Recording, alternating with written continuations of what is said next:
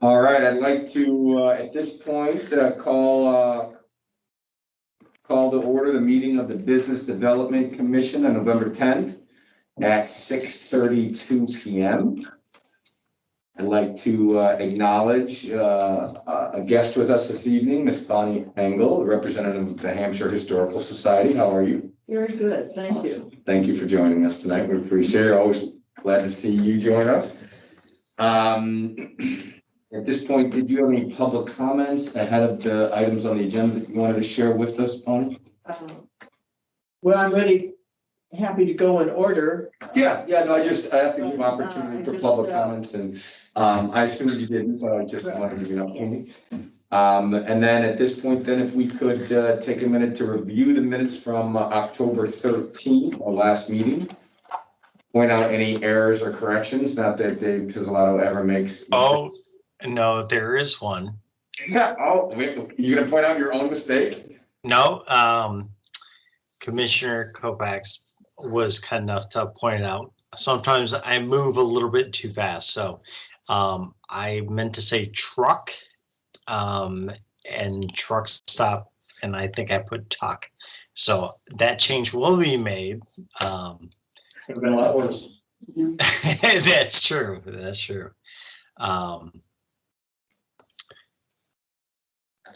Okay.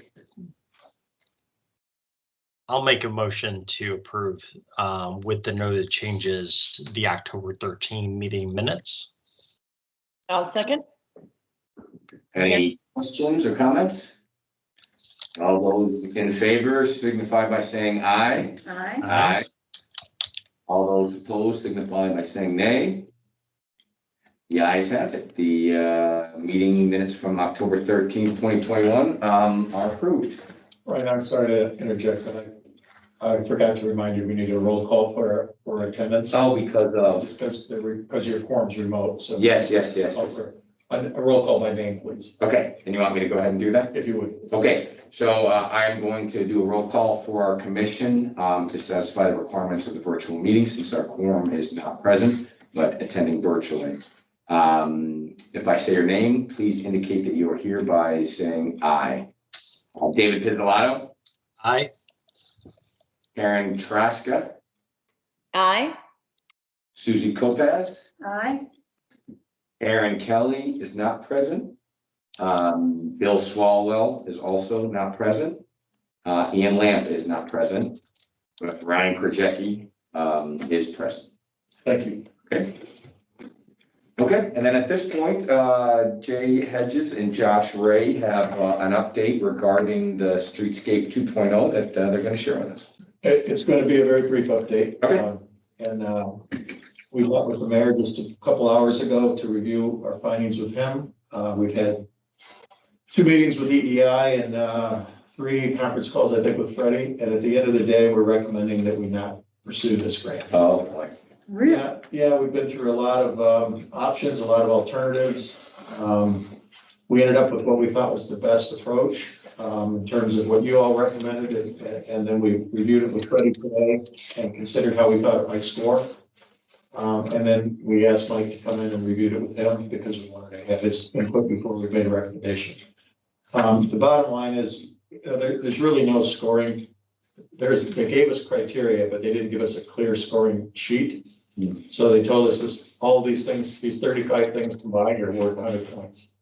But unlike the earlier Rebuild Illinois programs where they were actually all considered at the same time, they told us, look, if you don't self-score at least 90%, don't even bother to apply.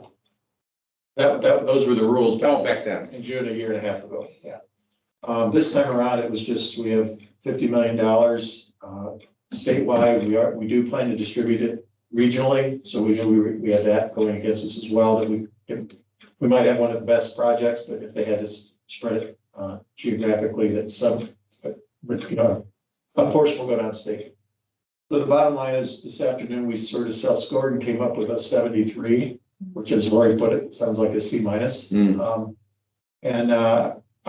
do want to be clear and say that Freddie thought we still had a shot at it. but the cost of the application would be $12,000 to $15,000 by itself. Oh, wow. Yeah, I mean, Freddie's fee was gonna be somewhere around $500 to $7,500. We spoke to her about that. Then we would have to update the engineering plans and the same things we did last summer for Streetscape 1.0. I think at the end of the day, Mike also felt pretty strongly that, Streetscape is still gonna happen. We have worked with EEI in the last, just yesterday primarily, where we made some substitutions, we took some things out, and we now have Streetscape down to what we think will come in at $1 million. And it's going to be substantially similar to what it was before, with some different materials, slightly different weights, for example, and some of the things that we think will be less expensive. Keep in mind, $1.30 million came in at 1.5 million, so 50% over budget. So we cut back about almost $300,000 yesterday. And we'll be happy to come back with specific details. We don't have a bid sheet or real details on that yesterday because of the working meeting with EEI.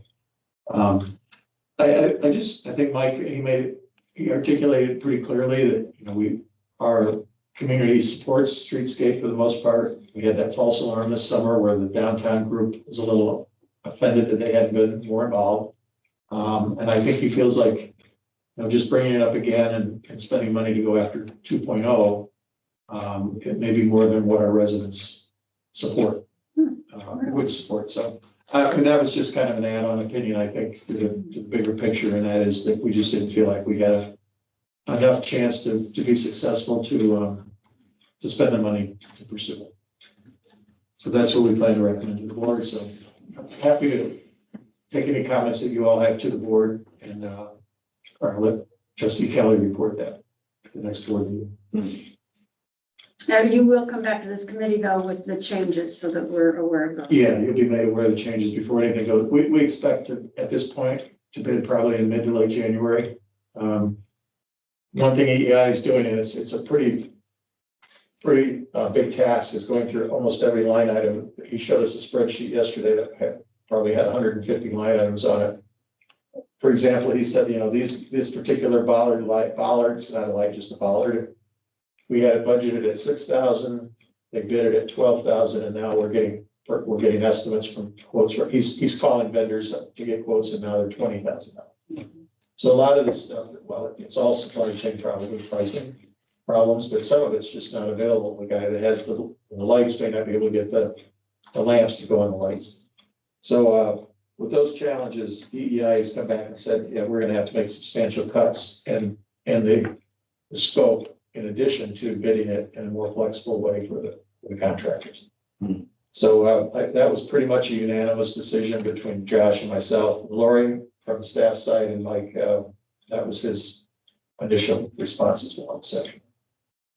So Will there be any other opportunities like this coming down the pike that you might? well, there's 1.9 trillion, I think, is I've gotten the exact number of the infrastructure bill that did pass the House this week, which is great for all of us. We don't really know what that's going to look like by the time it gets to us. We certainly hope it looks more like ARPA than it did CARES Act funding, because ARPA came through really clean and easy because the Department of Treasury designated how much by every town in America got a designated amount. You didn't have to apply to your county or even the state. So we just don't know how that's going to come to us yet. But we will start talking to our state, our congresswoman and our US Senator both to start trying to influence that process a little bit. Okay, great. So, yeah, so yes, that's supposed to be all infrastructure money. I mean, it should, all of it should come to us at some point.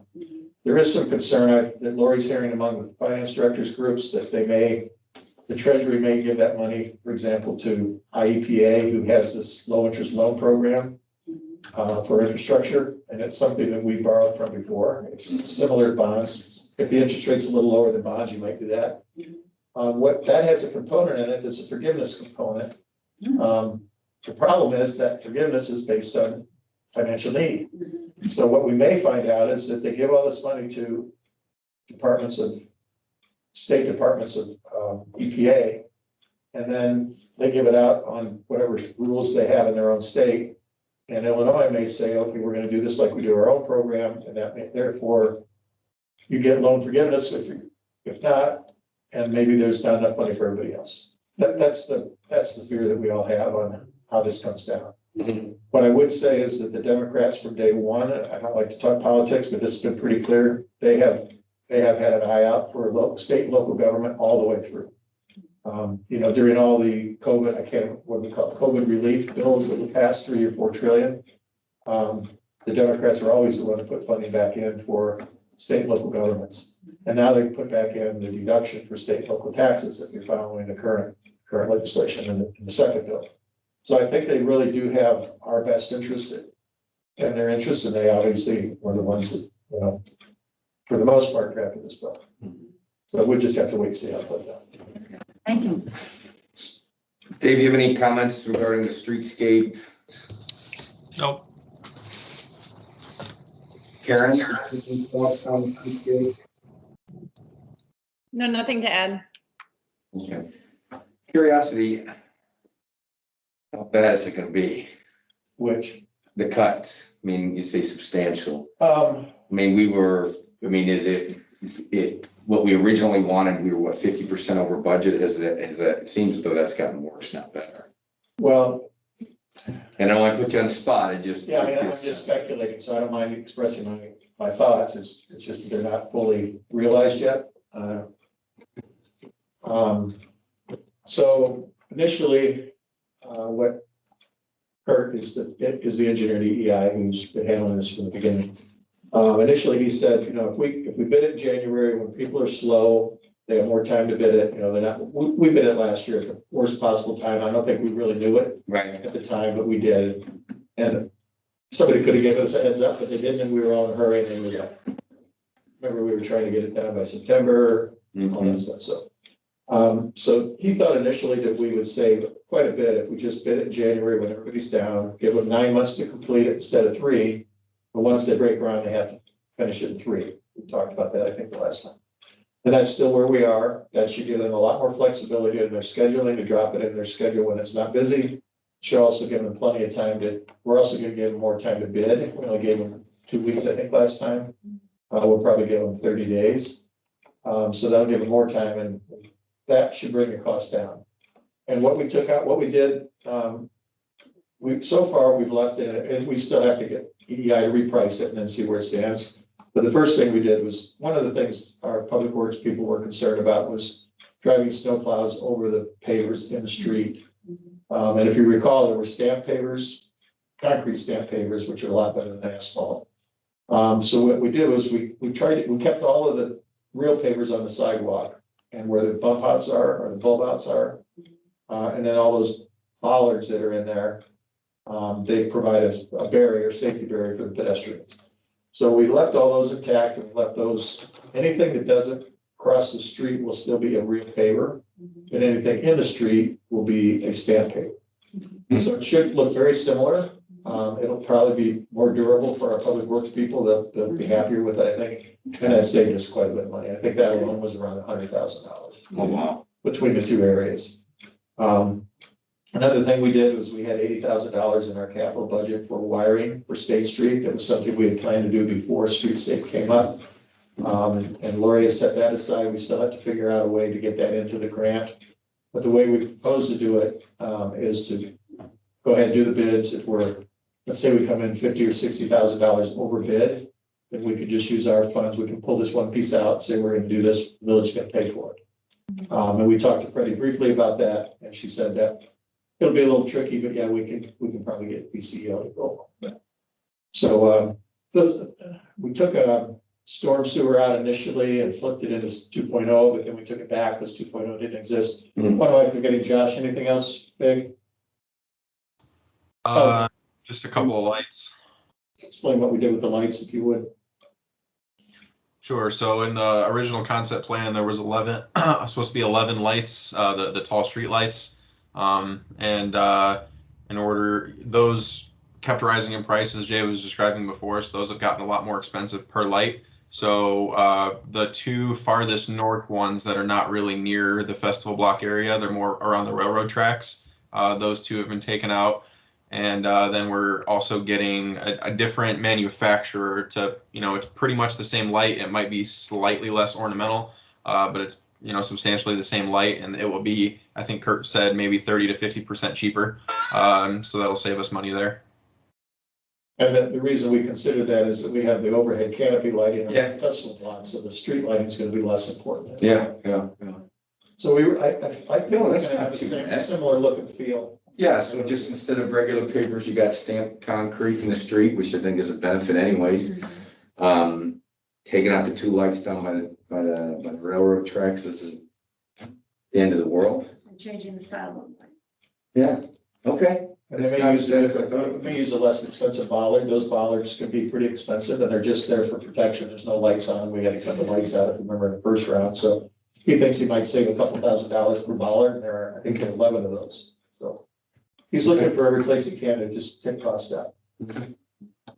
But we'll bring you back something before the end of or certainly before we go to bid. We'll bring you back the detail of exactly what we plan. Because that's coming pretty soon, I think, right? I mean, Yeah, in our terms, I mean, it's. yes, we're 2 months away from the new year. Okay. All right, any other comments on Streetscape 2.0 or our Streetscape? Nope. All right, thank you, Joe and Josh, for that. We appreciate the update. Okay, next on our agenda, we've got as I mentioned before, we have a guest with us, Miss Bonnie Engel, and this time if you want to come in. Well, thank you very much for your time, and I wanted to give you a little update on what's happening with the Hampshire Township Historical Society. Kind of pre-COVID, things were pretty quiet. Of course, during COVID, it was very silent. But since even the pre-COVID period, the membership was running about 6 to 8 attendees at the meetings. We have tripled the membership to 18, and we have a target to double that this spring. We did present 2 public programs that were very successful at the Township building. The first program was Embracing Opportunity, and we talked about the early families in Hampshire. There were 35 people in attendance, which is pretty good, I think, for no Hampshire Register to publicize, and we didn't particularly have a digital presence other than a few announcements on, I guess, one of the Facebook conversation pages that's out there.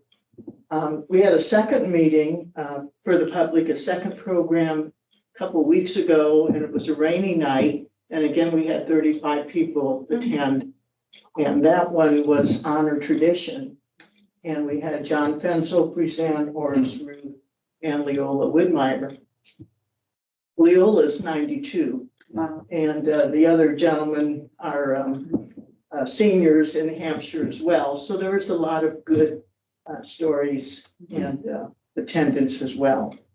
Bonnie, you sent me a video. Are those videos available anywhere online? You know, I'm honestly not sure. I'll have to find out from If you'd Steve. like to, we could create a place on our website. That'd That'd be be great. good. It's really good. I know the mayor's been asking us to include all the community events, so you just think about it and let us know if you'd like us to. Okay? Yeah, we can make that happen as is. We have videotaped both programs. We do plan to eventually pick and choose and make, kind of a feature presentation for various purposes. And so we have a very good technology fellow helping us with this.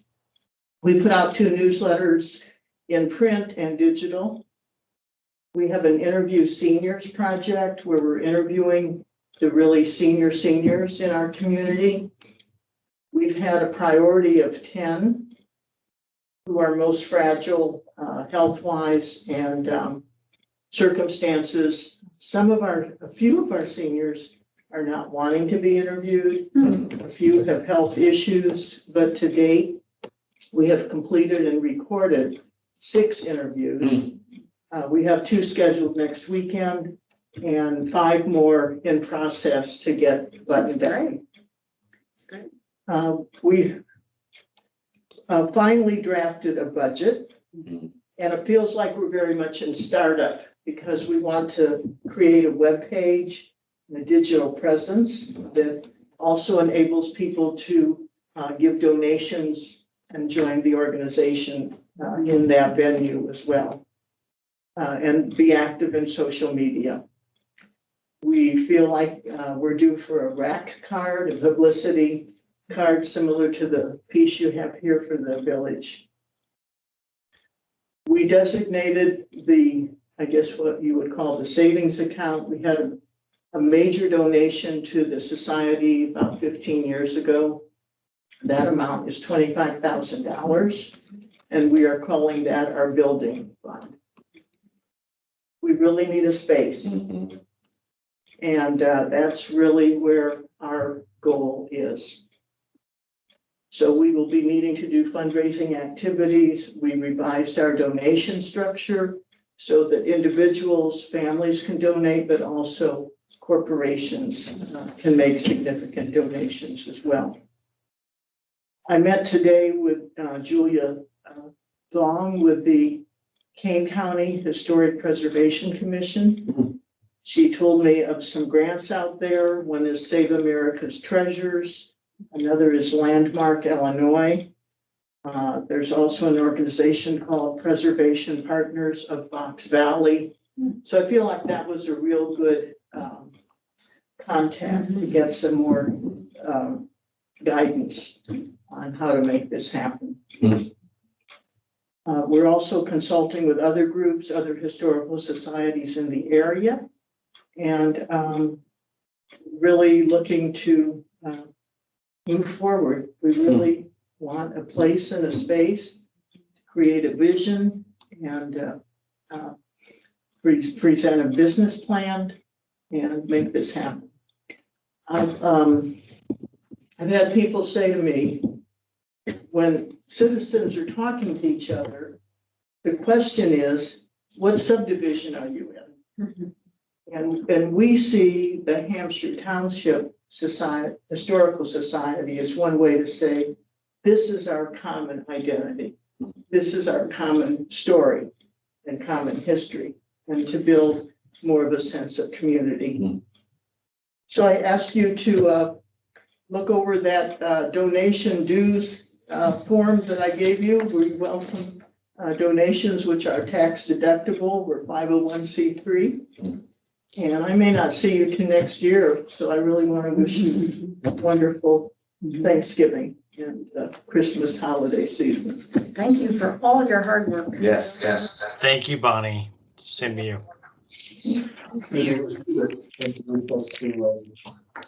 Stacy? Right, yeah.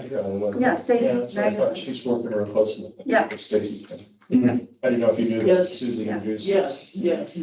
These are extras for the other members. Okay, I'll make sure everybody gets one of these. Thank you, Bonnie, very much. Out of curiosity, Bonnie, when you met with the county representative of the Historical Society, what is the common way that people, what type of buildings are other towns using? Are they sort of shared spaces? Various buildings have been donated or relocated into spaces that work. I mean, Genoa is quite amazing. Theirs is Kishwaukee Valley. They have 3 buildings. And of course, the DeKalb Historical Society had basically a farm. Wow. So they have a significant Yeah, that's right. Right there in acreage, 23. buildings, and endowment to support all that. So Elk Grove Village, I looked at, of course, they've got a couple, 3 buildings and substantial space. And of course, they've been going since late 50s, early 60s. So Yeah. Sometimes I think, am I dreaming too small when I look at some of these? But we got to start somewhere Yeah. that seems feasible. And, you know, the plus would be if we had a location in the community that really had some historical significance. And I think there are some options there. You know, there's some barriers too, but if we can get some combination where this is feasible from a cash flow standpoint as well as perhaps a purchase standpoint. One of the thoughts I've had is that with our 150th anniversary coming up in 4 years, if we could create a vision, from here to, perhaps a 4-year rental, and then you pay it off in 4 years, so that we're accumulating funds and then really capture some permanence for the society 4 years out. But we need to do, I'm feeling some urgency because our stuff is upstairs. People can't see it.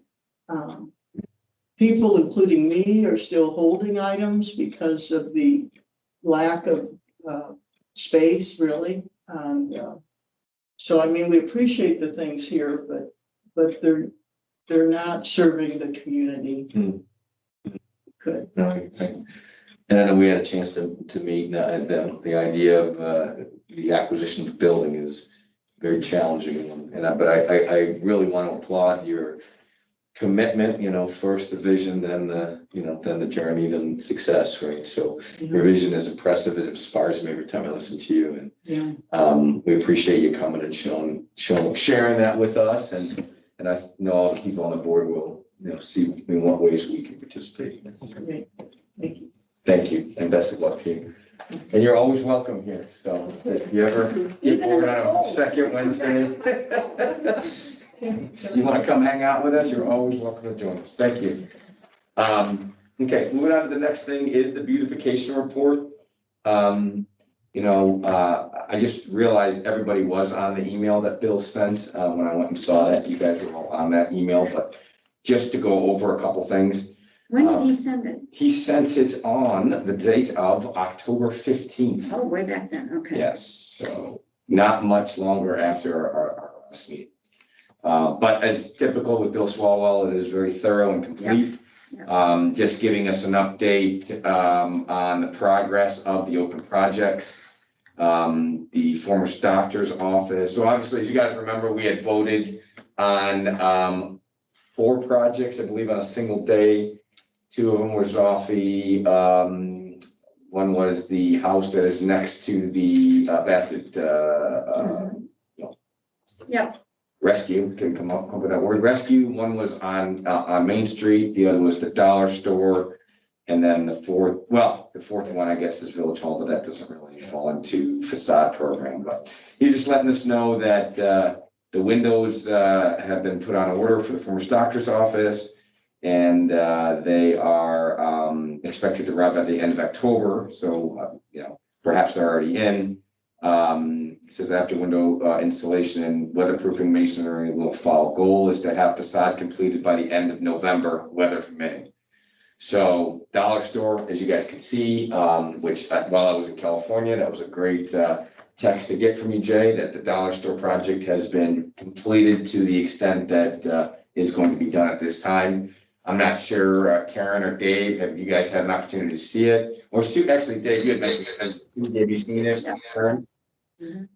Yeah, so it looks obviously less, it's not white. It looks nice. I mean, it looks acceptable, I think, for now. Obviously, certainly we hope a new owner comes along and, has more ambitious vision for it. But I certainly find that a massive goal completed that we've had for 4 years. So Jay, thank you for your support and helping to, push on the buttons that we needed pushed in order to get them motivated to get that across the finish line. So we're excited about that. The Washington Street property that's next to the Bassett Rescue Hound, new windows were ordered and are estimated to arrive in middle of December. After arrival, exterior will be stripped of wood siding, windows installed, and new siding applied. The goal is it appears windows and siding will be performed sometime in January or February of 2022. So hopefully before the rollover of the next budget, which I think is actually quite important, it's done by then. That project will be done as well. And then finally, Bill adds that, and I obviously hope you guys have had a chance to see Village Hall.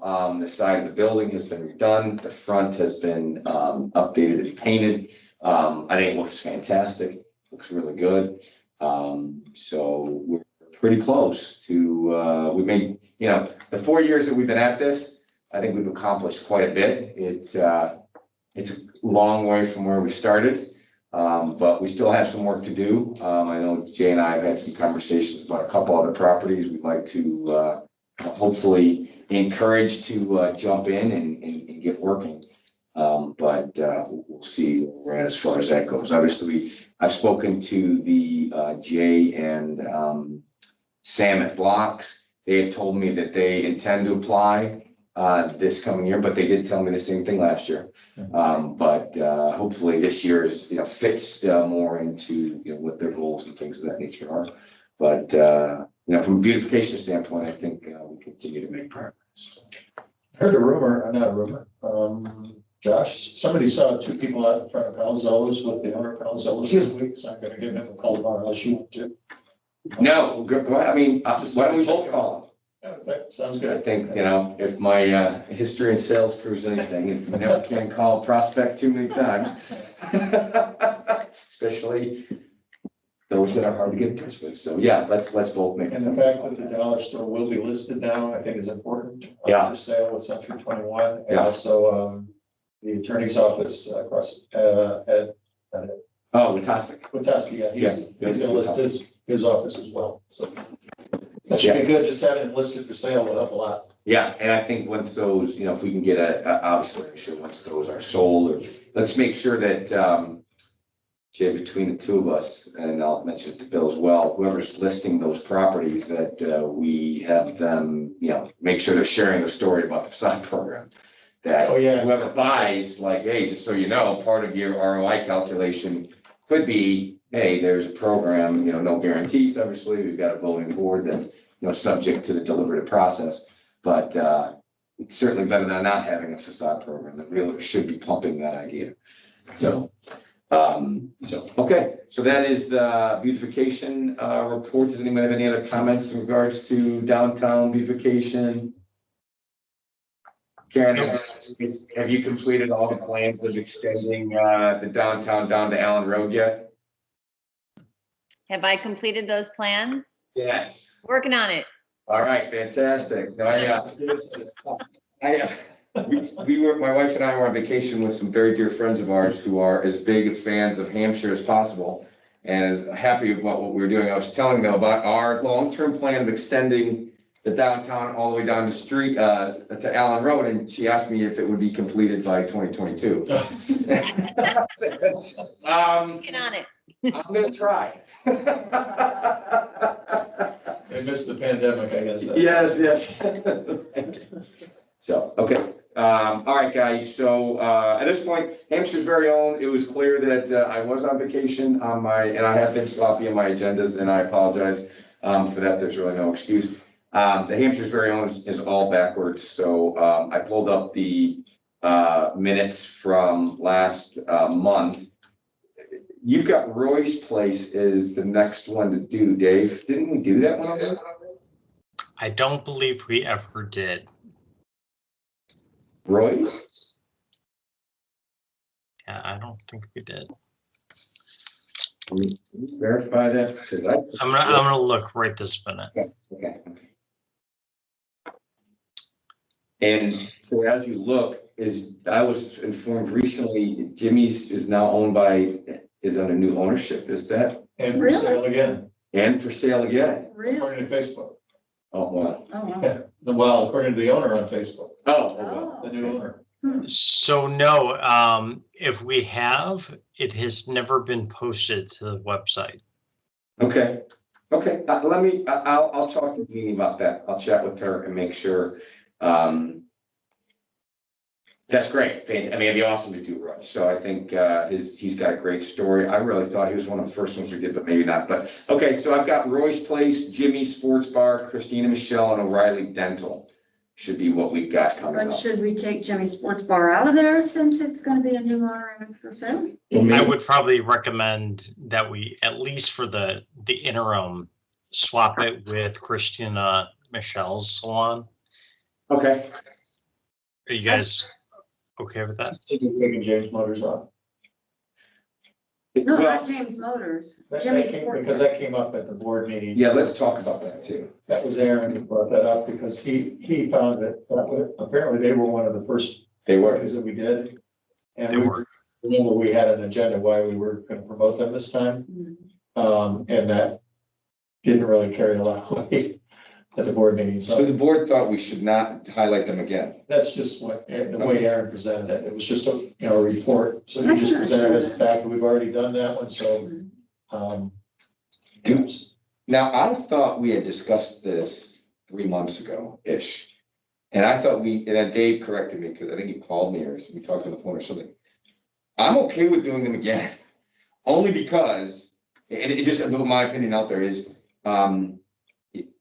any positive things that we can put towards James Automotive, I think is something we, as long as there's not a glaring reason not to.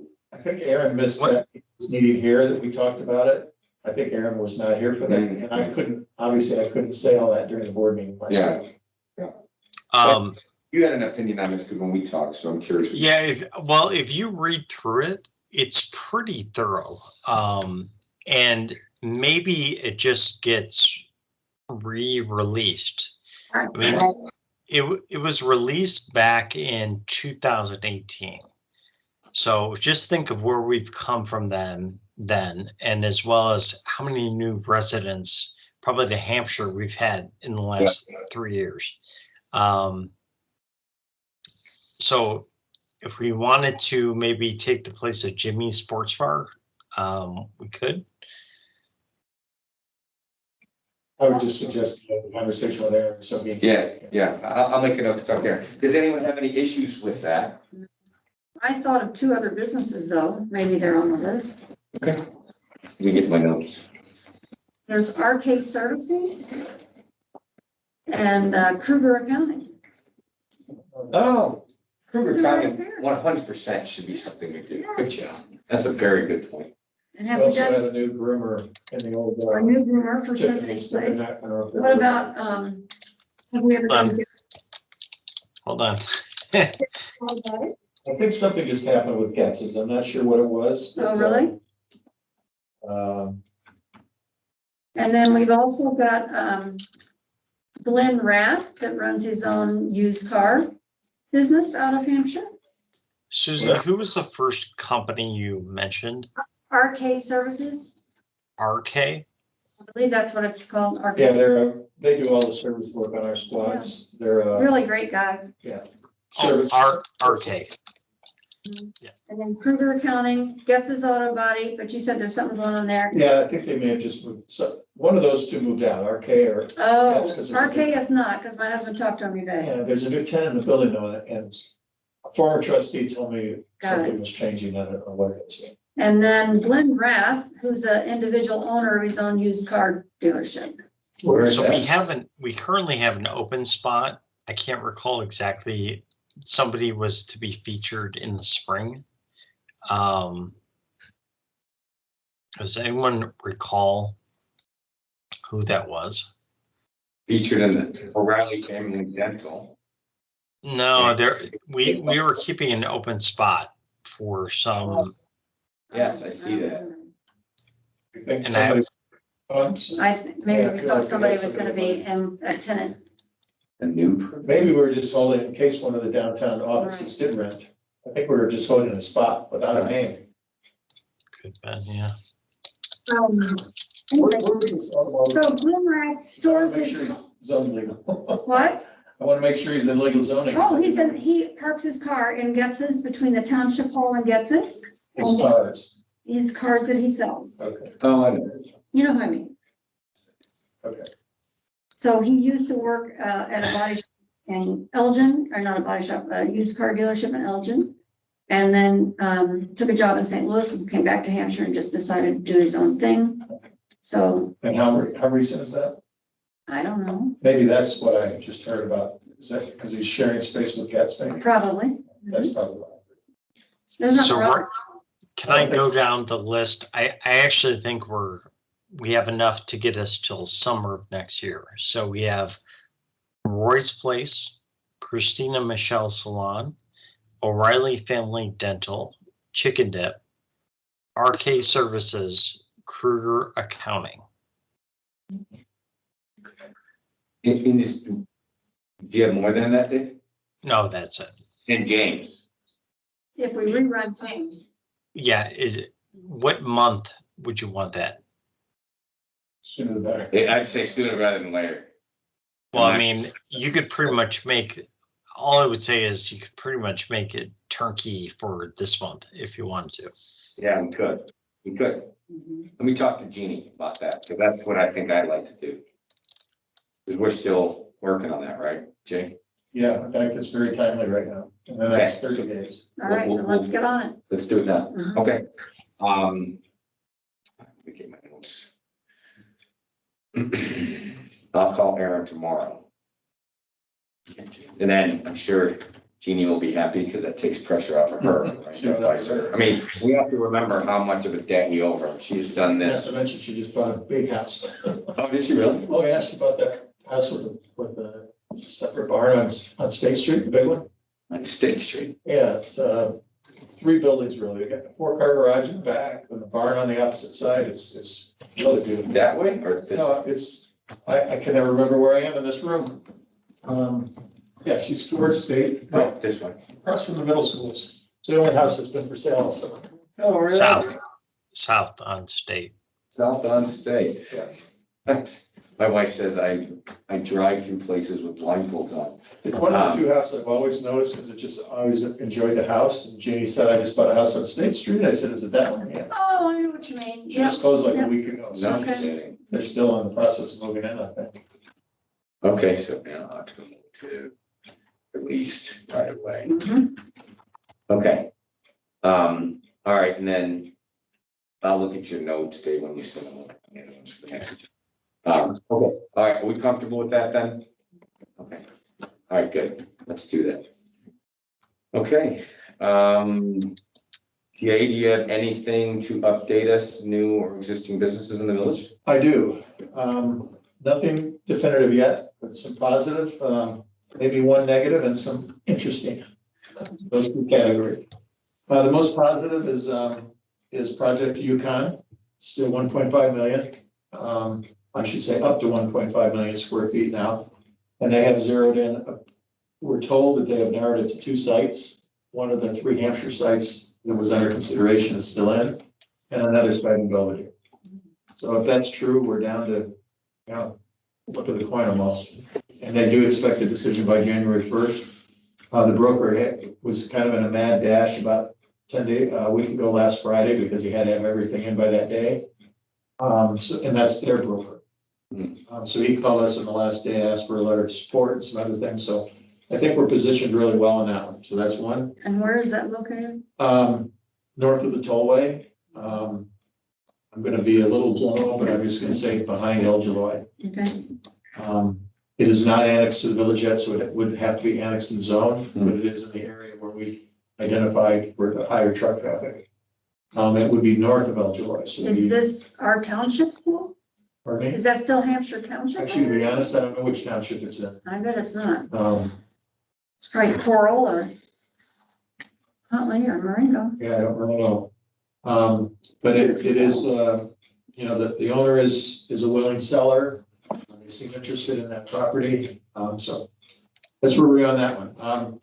In the same neighborhood, I had a call yesterday from somebody who says they have they're making an offer on the Shireline property.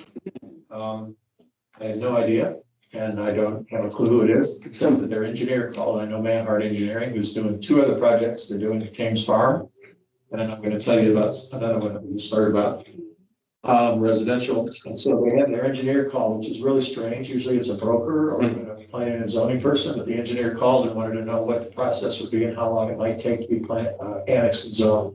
And we tell them, like we always do, that we're very efficient. We just combine our 2 commissions. And this one I told 60 to 90 days. Normally I say 45 to 50, but we've got a lot going on right now. The planning commission's probably gonna meet twice a month. As they're scheduled for a while. They've met twice this month already. Or this last month, I should say. So that's a new one, an entirely new project, I think, even though it's 90 acres for that property. we're not aware of it. It wouldn't fit anything else that I'm aware of. The one negative, we think the project Battleship, which was a large common carrier that was looking at the logistics park, Mike Azzola's logistics park. They've gone quiet on him for about 30 days now.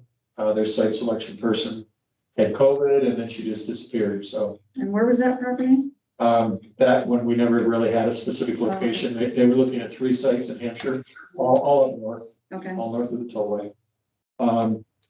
Actually, that would have been on the south side of the tollway on Route 20, but further east, mhm, down by the water tower. So it seems like that one may have gone away, just disappeared altogether. We haven't heard anything from him. He has not heard from them in 45 days. The biofuels, garbage biofuel project is still progressing. In fact, they seem to have gotten approval from IDOT across that easement we're worried about. Mm. That is and that's the property that's owned by,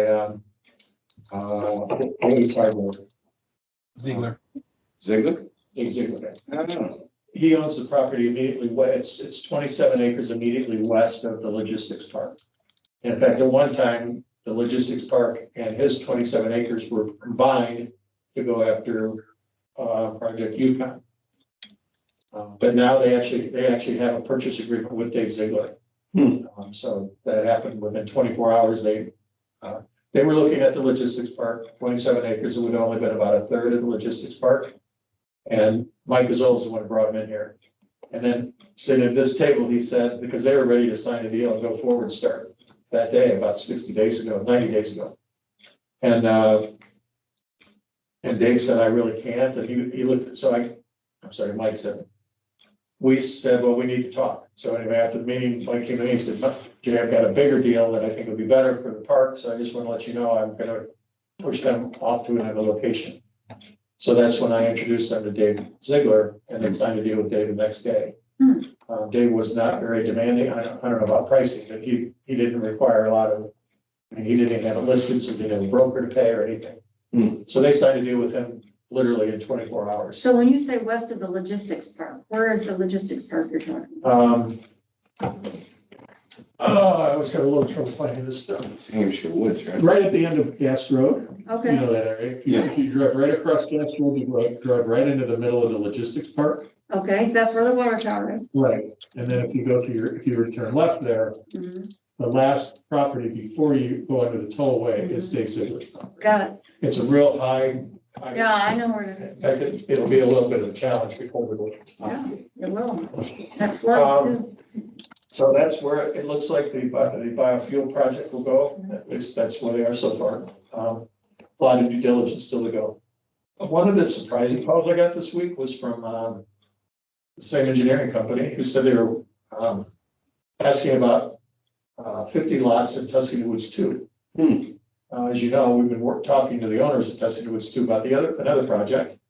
Yeah, they're apparently either going to develop or sell some lots, and then when it gets started, Tuscany Woods 2 north of 72. Wow. Haven't heard from the owners, haven't heard from anybody, except an engineer called and had some questions about would we be willing to make a change in the engineering, and we said, well, yeah, when the owner comes in and applies for something, at least a plat, they don't even have an approved plat yet. So it may have been a mistaken phone call, but it let us know that it sounds like there's some activity in Tuscany Woods 2 residential. To me, it makes sense, only because the housing activity seems to really just be starting to percolate here. I mean, yeah, that makes sense. And our project on the south side of 72 was designed to free up some encumbrances on the north side to make it better for them. And while we still haven't closed that deal yet, this keeps dragging out. It should be maybe tomorrow. Now, and then there's one other site that you'll all be familiar with that has sold, but we don't know who bought it yet. We know one company that tried to, Freedom Moving, a local company family down here in Hampshire. It's actually local family. Right. They're always in the parades and everything. Their office is in Roselle or something. Rosa, yeah. I think he, I don't know, son maybe in his 30s, 40s called and said they really want to move their moving company to Hampshire where they live. And they were looking at various sites and they were looking at the 15 acres, which is Big Timber at 20, same quadrant as Oakstead. Mm-hmm. You know, the one family that held out, that didn't want to sell all these years. There's a for sale sign on there now. Yeah, and it sold like the Oh, it first did? week, yeah. And so there were 3 people that called me about that within 2 days of that sign going up. I wanted to know how it was zoned. It's not zoned, it's not even annexed yet, so, but you know, what do we want on that corner? And we've talked in this room, I think, and we know that Chuck Lampier, which is Van Lissigen, he owns all the other 3 corners, that large commercial planned unit area. And I've been talking to Chuck quite a bit. In fact, he and Crown are having lunch Friday. And he was the one that said, once Crown starts going, then he'll start getting serious. Yeah, and I took him up on that offer, and he said, yeah, I'll be out. In fact, I was out there a couple of weeks ago. I just haven't had a chance to stop by. And then Dan Olson called me this week about some other things from Crown and said he's having lunch with Chuck Lampier Friday. Very nice. So I think they're getting together and coordinating. I know they're getting together and coordinating, so that could be good news for us. I was just thinking about Joe Lazar's. I came through that intersection the other day. That would be a perfect corner with the high school here and the grade Yeah. school here. It'd be perfect for him. Mm-hmm. But Yeah. it sounds like somebody else will take it. Well, we had a guy from Wisconsin call who was talking about a truck stop. And I was telling him, you know, it's a little far from the truck stops, maybe a gas station. And, you know, we're working with, the truck stop company. Anyway, they do truck stops and then they do regular gas stations. And, that would be a great site for a Starbucks and a Yeah. gas station, or maybe a fast food, so the kids and the Yeah. residents Right. enjoy. Right. But, and also that's also where, so Breda Moving is one of the 2 companies that made a bid. They were bidding against each other and they were both bidding over asking price. Wow. Which I can tell you, the asking price was $400,000 for 13.5 acres. That's cheap.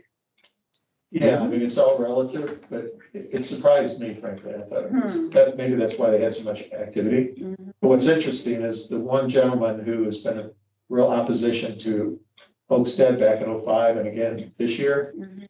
His family owns that 15 acres. He's a son. He's keeping 1 acre right in the middle of it. Why?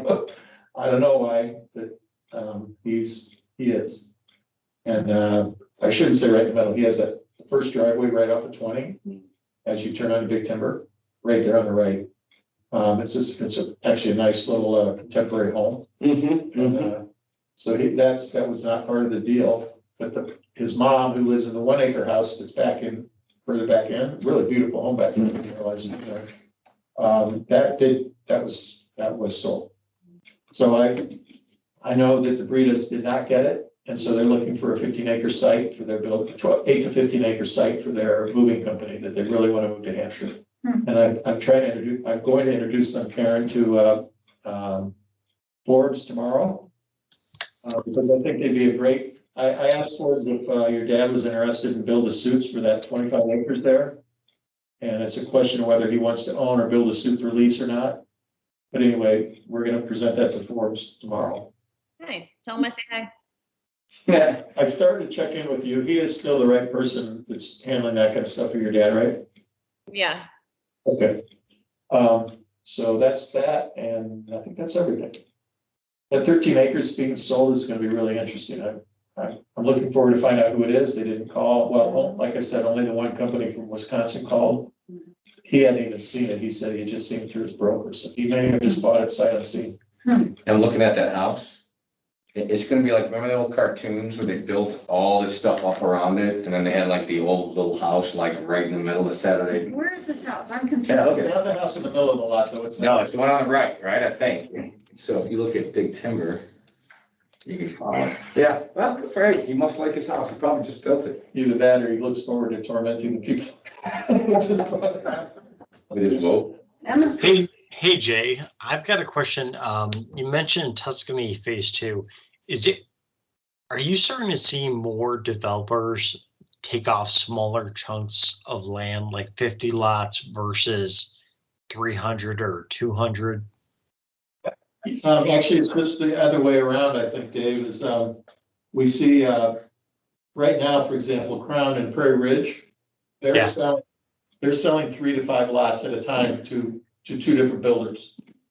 Now what we're seeing is Lennar comes in and buys 182 lots. That's never happened in Hampshire before. And then, we know that Crown is also working with another builder for 132 lots in Prairie Ridge. That's the next developable lot. Those will be townhouses as already scheduled. And that would be 132 lots all in one transaction. And now they've told us recently that they have an opportunity to sell 250 lots in Oakstead, which would be the northern end of Oakstead, wrapped around the school basically.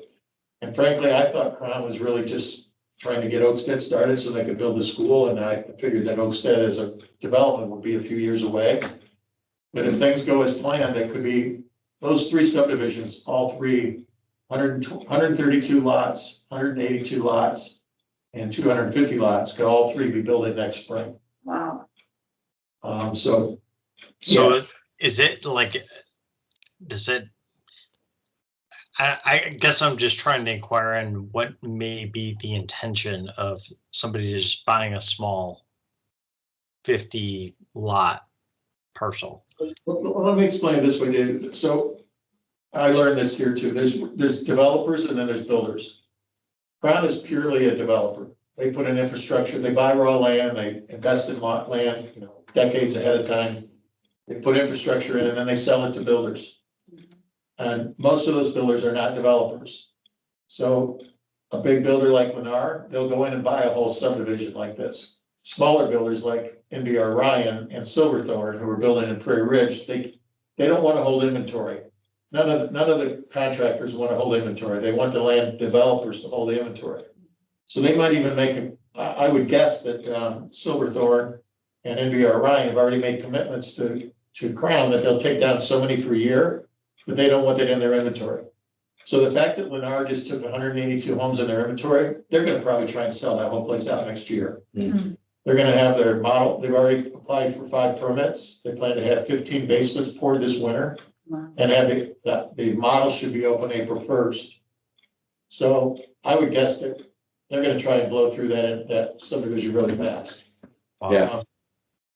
The smaller builders will buy smaller amounts that they can consume in a couple months, and the larger builders will buy. Now Lennar is also a developer, but they don't have to be in this case because that land is already developed. All the infrastructure's there, except the roads. So yeah, that's what I'm learning is that you only have really two, there's only really two builders in the country that are national builders, and that's D.R. Horton and Lennar. They're the only two that are actually developers and builders that are in the Chicago market. Wow. What's up with that place off of Big Timber South, like right around Allen's Home, close to the west? Well, that's the guy. Storage. Is that the guy you're talking about? No, that's the one guy with the family bought in here because of his. Thinking about daughter. winery, thinking about. Oh, yeah, that's a private road. Yeah.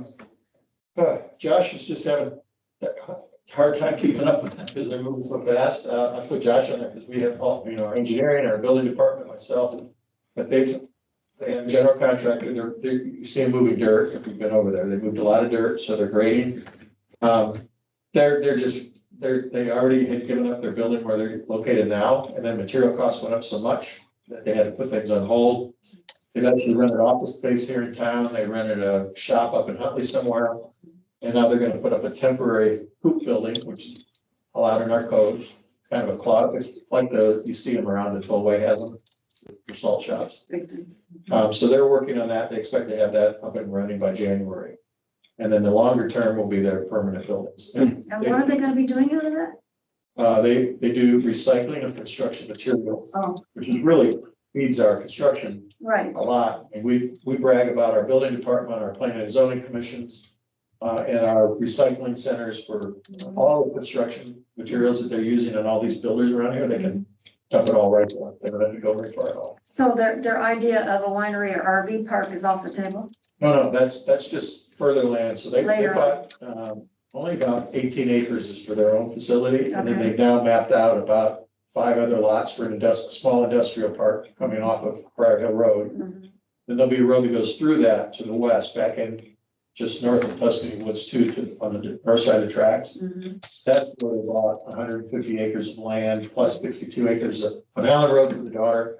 that's where all that will be. That's not very buildable land back there because there's a lot of floodplain and a lot of protected land. So they're planning on, that's where they, in fact, we just, at the last board meeting, we brought to the village board for the first time a new zoning district called recreational zoning. And we expect that to be approved at the board meeting next week.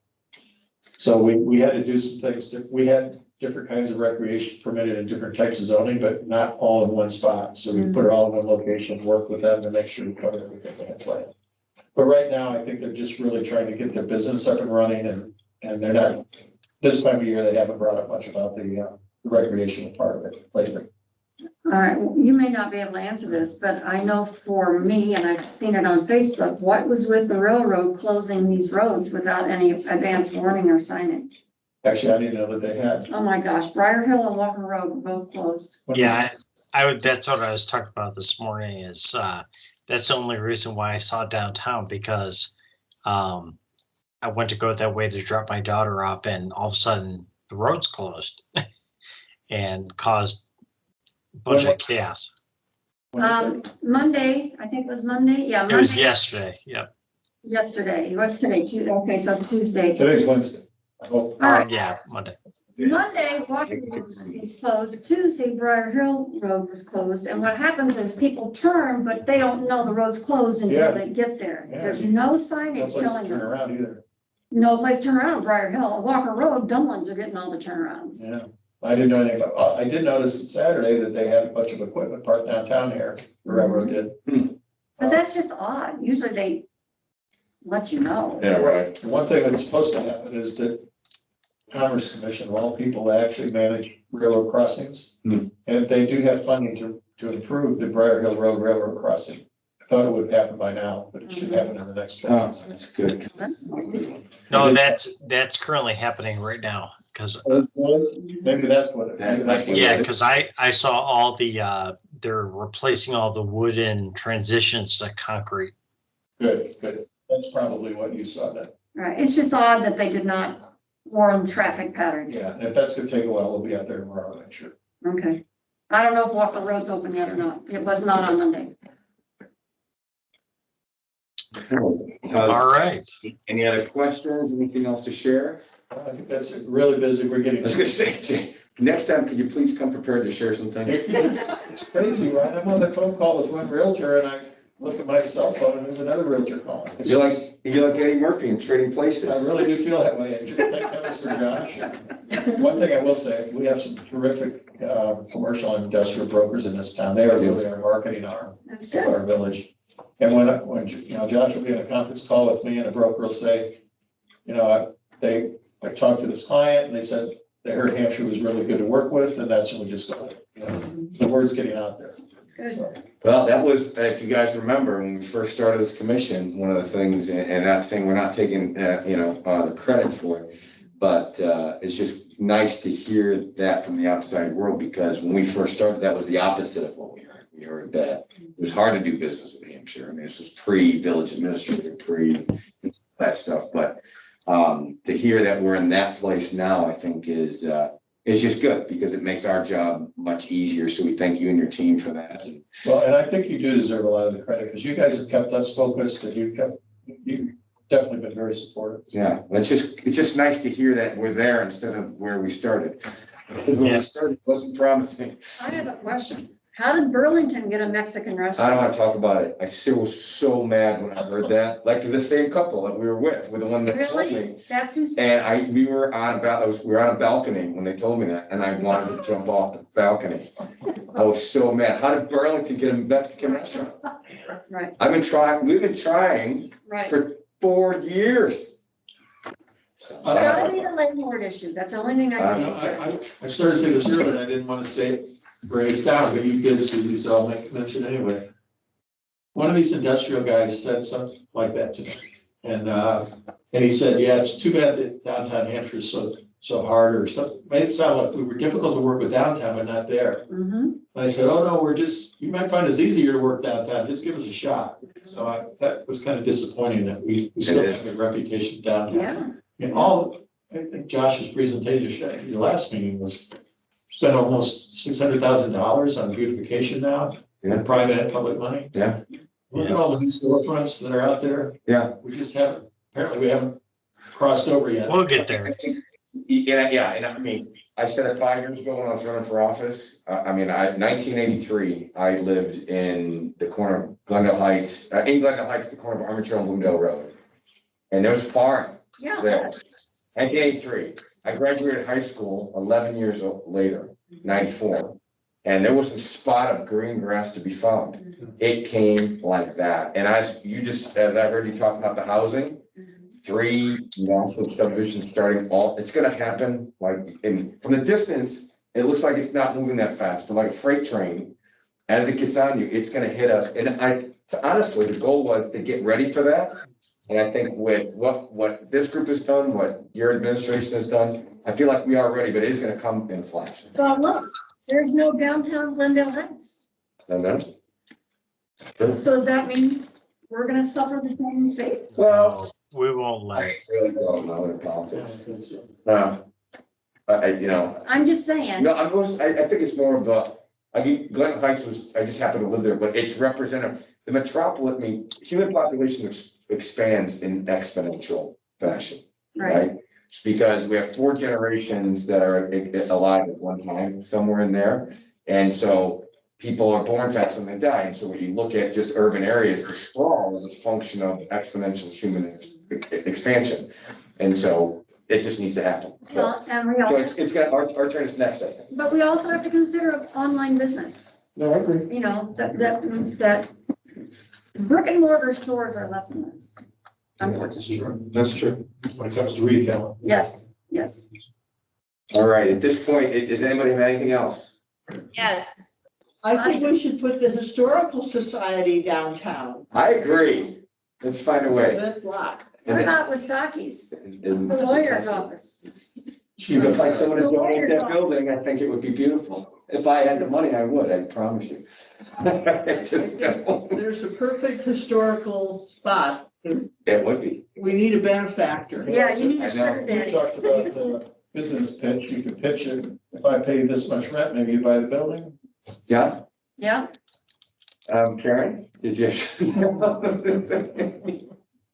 So the ambassador program was not on the agenda, but I was waiting for new business. Just to give a very brief, I know everybody's kind of ready to go. That's okay. Yeah. But I just wanted to let you guys know that Jay and I had met with Elgeloy, and we had a really good meeting. We did a wonderful shop tour, very impressive facility, really interesting. It was a great kind of meet and greet, get to know you better. How are things? What can we do to help you out? You know, just a really conversational. And the more we talked, the more I really felt we got a lot of good feedback from Jeff. He seemed very happy with just the location and the relationships and how everything was going. And then, you know, it was great because the more we started talking, the more he was just sort of voicing his opinions on maybe some ideas that he had for Hampshire and some things that he thought we should focus on, and, you know, focusing on the younger crowds and maybe getting the 20s and 30s more engaged. And so I thought the whole meeting was actually very successful, because to me, that's a lot of what we were hoping the ambassador program, as I understood it to be, which is really just a good networking. We're just here for you to we're here to listen. We just want to see how things are going. And it was fun for us to get a really good tour out of it. And as Jay said, you know, these guys are really interested, and gals are the CEOs and the presidents. They're really interested in kind of showing the facility around. He was not interested in having some sort of monthly meeting or anything like that. And he was very clear about that, but he was offered up his facility in case we wanted to host something or some sort of networking event. So I thought it was successful. I think I'm going to reach out to WS Hampshire next. I know the president, he's a friend of mine. So hopefully that will kind of get the ball rolling, and, you know, maybe we shoot for once a month or twice a month to have sort of a face-to-face. And of course, Jay, thank you so much for setting this up. And really, the commission is here to serve the village. And so anytime that, you know, if there's anyone that needs to be reached out to, I think that this format and this whole idea of we just want to sit down and talk and see how things are going is going to work really well. I think they got, the village hall got us in the door, but having Karen there, you know, it really made a difference. It's a very different conversation. And he did mention also that, I know, one of the things he said, we need a really good restaurant in Hampshire, because we don't have any place to go to lunch. And I said, come downtown. We have a beautiful place. Do you know the Copper Barrel? He didn't know anything about the Copper Barrel. They call, what did he say? They call, not, the one of the breakfast places over in, they have Panera cater their lunches. Yeah. And he said, we're getting really tired of Panera. So I'm pretty sure that you could get a box lunch from Copper Barrel. Yeah, right. So I connected, Michelle. Michelle with them. Vicky. Well, Karen, that's outstanding. I mean, that's exactly what we had. I didn't want to put you on there every time, you know, because, I mean, just because, you know, but man, that's exactly what we had hoped the ambassador program would become.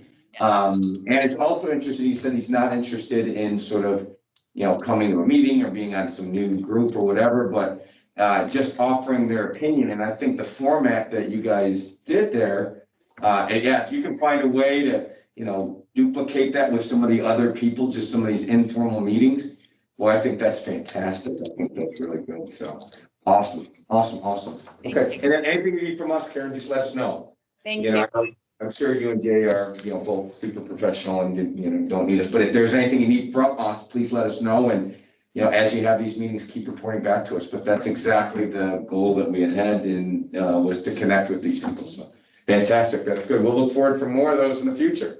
Yes, thank you. Okay. All right, does anyone else add anything? It doesn't have to be as cool as that, but anything else anyone wants to add before we adjourn? No? All right, at this time, I will entertain a motion to adjourn this meeting. So, I second. Any questions or comments? Roll call.